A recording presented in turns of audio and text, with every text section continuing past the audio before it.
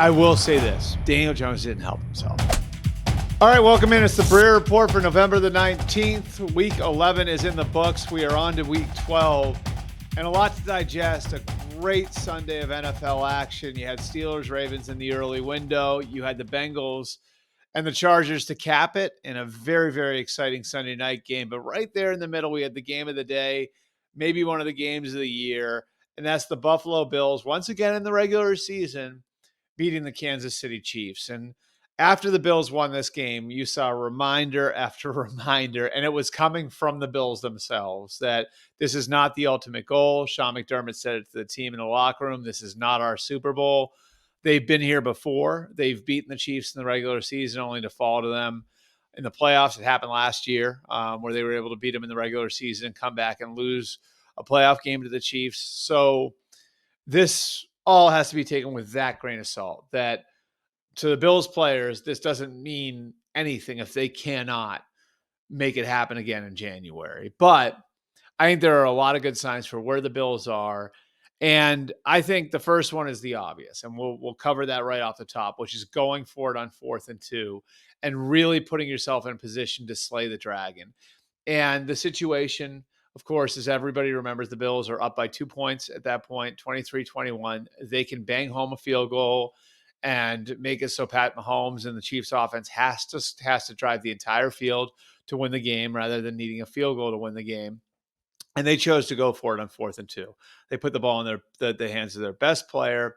Josh Allen runs that little fake where he pumps it out to Ty Johnson in the flat, kind of gives a shoulder fake and then goes. And again, like this was like a superhero play where he just zooms right through, right down Main Street through the heart of the Chiefs defense. Nick Bolton, who is a phenomenal linebacker, just bounces off of him in the open field. And Josh puts his shoulder down and carries Brian Cook, a really good safety, into the end zone. And that basically puts away the game and puts the Bills in position to win that game 30-21. Obviously a huge win. If the Chiefs stumble again, it puts the Bills in position potentially to host the AFC Championship game. But again, they were here last year. You know, they won that game, which put them in the position to host a playoff game. They did host the playoff game against the Chiefs. And we all know how that one went. The Chiefs win a second straight Super Bowl, third Super Bowl in 5 years, and the Bills are still searching for their first Lombardi trophy. So what makes this one different? Well, the decision there. I think that's the obvious thing. Again, that's the decision there is making the assumption we cannot assume that we're going to be able to stop Pat Mahomes from getting into the end zone. So we need to slay the dragon right here, which they were able to do. Our player versus your best player. We're going to basically cut your best player's legs out by using our best player to put him too far behind to come back. So that's number one. Number two, last year's team was an aging team that was kind of rickety at the end. This is not an aging team anymore. This is a young team, a team that's relying on players in key spots that should ascend and keep getting better. Remember, Dalton Kincaid and Keon Coleman were not in that game at the end. And so you have two of their rising young players in Dalton Kincaid and Keon Coleman who you're going to be able to get back into the mix. You know, relying on, again, guys like Ray Davis to help close the game out, who's a rookie, who should keep getting better. On defense, you've got guys like Terrell Bernard making big plays, that young defensive line, Greg Rousseau, Ed Oliver. They've just done such a good job, and we've been over this before of replacing and having guys in the pipeline ready to go, the older players who are the core of the last team. And to be here in this position where, you only have 2 losses this deep in the season, you're 8-2, you've basically won the AFC East at this point. You're positioning yourself for the playoffs. You've beaten the Chiefs. And I know the Chiefs aren't, the healthiest team in the world either. They've had the injury bug hit them pretty hard this year, but to do that in a year when you lost Micah Hyde, Jordan Poyer, Tre'Davious White, Mitch Morris, Stephon Diggs, like that leadership core, and having the young guys ready to go and making smart free agent decisions and going and getting, a guy like Mac Hollins, who wasn't in high demand, but you're able to go and dig that guy out and find that guy to help you out. You're able to go and get a Taylor Rapp to ease the loss of the safeties. Just a lot of smart decisions that weren't the obvious decision.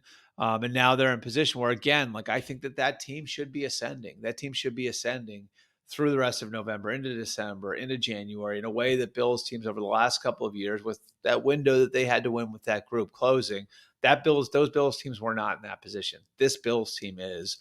You got to feel great about Buffalo coming out of this one. As for the Chiefs, like again, like I think it's it's their margin for error right now from an injury standpoint is thin because of the losses of guys like Hollywood Brown and Rashee Rice. And so the vision for the offense has had to change. I think you got to give the coaching staff, Andy Reid, Matt Nagy on that side of the ball, a lot of credit for being able to manage the injury situation. They just got Juju back. They should have Isaiah Pacheco back maybe in their next game. Like to be able to make this work with, the vision for the offense, which had been Hollywood Brown and Xavier Worthy running over the top with Rashee Rice and Travis Kelce using all that space underneath. That vision is gone because of the injuries. To be able to kind of keep evolving it on the fly is a credit to the coaches. I think it got them here. But we still don't know what the Chiefs are going to be with Hopkins in there, with Juju in there, with Isaiah Pacheco in there, with all those guys in there together, assuming they can stay healthy now. Our second topic, the Lions-Jaguars game. This one felt to me like Alabama against an FCS school. And maybe that sounds a little flippant that I'm saying it that way, but I mean, you look at the disparity between the two teams and the score 52-6, that was not a fluke. The disparity in yardage was 475. That is the largest disparity in yardage in an NFL game since 1979. I was born in 1980. And I'm not young. So this is the largest disparity in yardage of my lifetime. And the disparity in first downs was 38-10. The Lions were 60% on third down. So that's great and all. They were only 6 of 10 on third down, which means in compiling 38 first downs, think about this now. In compiling 38 first downs, they only got into third down 10 times. That is just mind-blowing to wrap your head around, like all of the difference between the two teams. So we can start with the Lions here. My producer, Kent Brown, actually gave me this fact, which I did not know. The Lions, for the first time in their history, are the betting odds favorite to win the Super Bowl, as they should be. I felt like over the last few weeks, we've had to give the Chiefs their respect as the two-time defending champions that are undefeated. But the bottom line is, for the last month and a half, the Lions are playing better than anyone in the NFL. And I think there's a consistency to it that is just very, very impressive. They are a jackhammer every week. It's the same thing. So they wear you out. They can beat you a million different ways. They're efficient in every way. They have so many different levers they can pull. This happens without Aiden Hutchinson, who you could argue, through the first month of the season might have been their best player. The depth, the balance, all of it is, again, just incredible. And, one thing that sticks out to me, I like to watch the locker room videos after. I always think you can find out a little something about every team by going and watching the victory speeches from the coaches, which go up online. And Dan Campbell, like a lot of other coaches, will give it to one of his players at the end to break it down and say a little something to the team. And one thing that I think should not go unnoticed, that I think is really, really consistent when you watch those videos with the Lions, is how every player who gets up there says, "I love this team." And I think there's something significant to that in the way that group has been banded together by Dan Campbell. And yes, they're talented. Yes, they're balanced. Again, yes, they can beat you a million different ways. But there's a culture there that I think there's a reason why this is so consistent, right? There's a reason why this keeps happening this way. There's a reason why they don't seem to have very many hiccups. And I think, as corny as it might sound, it's because those guys are playing for each other. And again, like that line that you hear from every player who stands up there, "I love this team," is significant, at least as I see it, in them being who they are. Now, of course, 52-6, 38-10 in first downs, the 475-yard disparity in total offense. That didn't happen in a vacuum. There's somebody else who's complicit here, and that's the Jacksonville Jaguars. I don't think everybody there is out of the woods. They're in their bye week. They didn't fire Doug Peterson or Trent Baalke on the first day of their bye week. We'll see what happens. This feels like a fait accompli. and that Doug Peterson is going to be out of a job at the end of the year, whether it happens today, tomorrow, or in the middle of January. That 100% feels like it's coming. But I think that this needs to be more than just that. And I hate calling for people's jobs, but I mean, if you look at where Trent Baalke is as their general manager, I don't know how. And I've heard the rumblings like everybody else, like they could hang on to him, like that ownership thinks he's done a good job building the roster. This thing has gotten so toxic that I don't think that you can continue with the way it's been, especially when you factor in Balky's history, how he drove Jim Harbaugh out of San Francisco, how he did it to promote his guy, Jim Tomsula, who wound up being one of the worst hires we've seen in the last 20 or 30 years in the NFL. One and done with one and done with Tomsula, one and done with Chip Kelly. Then Trent Baalke gets fired. He winds up in Jacksonville, where he's Dave Caldwell's top lieutenant. Dave Caldwell and Doug Marrone get fired coming out of the 2020 season. Trent Baalke somehow gets promoted as they are pursuing Urban Meyer to be their head coach. He survives the Urban Meyer debacle, gets paired with Doug Peterson, and now there's acrimony between Baalke and Peterson's staff, and that's been out there for over a year now. That Baalke wanted to force changes after last year. They did make some changes.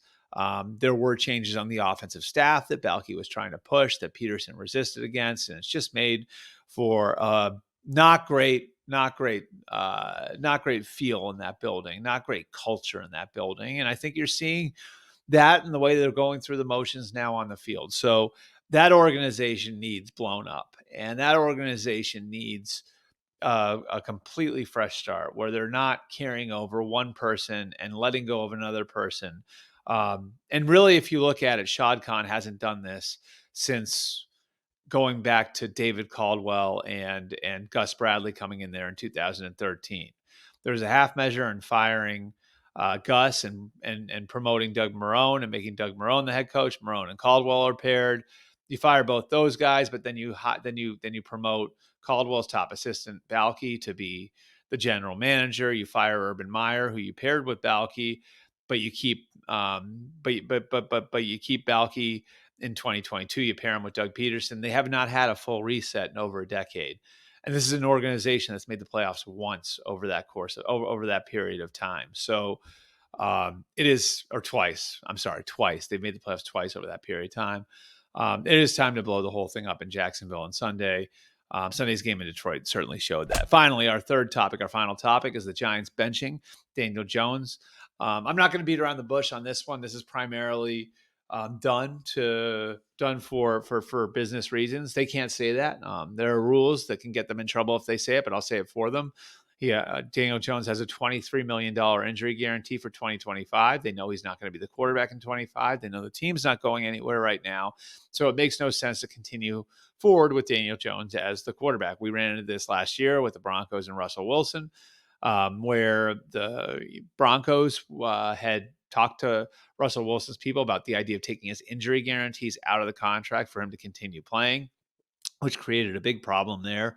And eventually led to the divorce, was part of it at least. That was happening regardless, but sort of hastened some of the things that would happen in the divorce coming out earlier than the end of the year.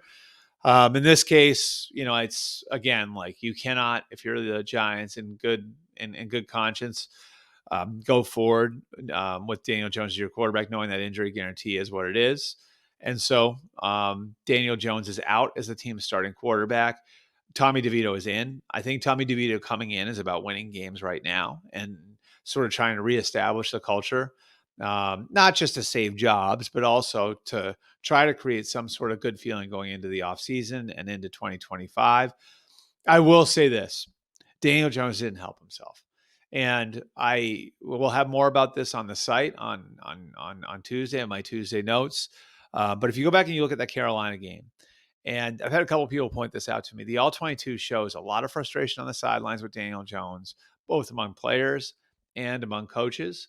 And there are a couple of plays in general where it just looks like he cannot pull the trigger anymore. And I had one person use on Monday night to me the word broken. There's a flea flicker in the second quarter of that game where he had Wan'Dale Robinson wide open. You're not going to get more open in the NFL. And he didn't pull the trigger For one reason or another, he double clutched and got sacked. Earlier in the game, he'd missed Malik Neighbors wide open by the sideline. Malik Neighbors, the body language you see, he knows the ball is going way over his head, kind of palms up, walking off the field.